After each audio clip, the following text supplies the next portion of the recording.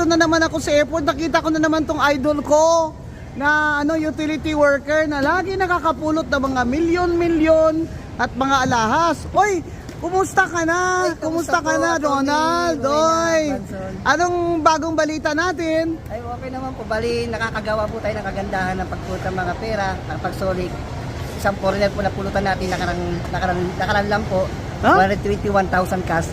Magiyak-iyak na kasi akala niya hindi na masosoli. Saan Kasi mo nakita, Ronald? Sa CR po, na hindi niya akalain masosoli pa kasi ang expected niya, nababalita niya sa ating bansa. Maraming sa airport, magnanakaw. maraming ganun. Oo, Tapos, nako, lalo na medyo yung naano presidente sa news natin. ngayon, nangyari. Binalik ko po, magiyak-iyak siya. Binibigyan niya Nako, ako ng Ronald, magkano sweldo mo dito? minimum lang po, 690. Tatlo yung Oh, ikaw nag-aaral lang. sa akin. Ay, darling.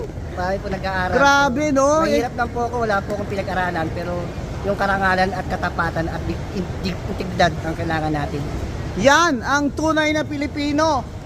Mga kababayan, marangal magtrabaho at hindi magdanakaw.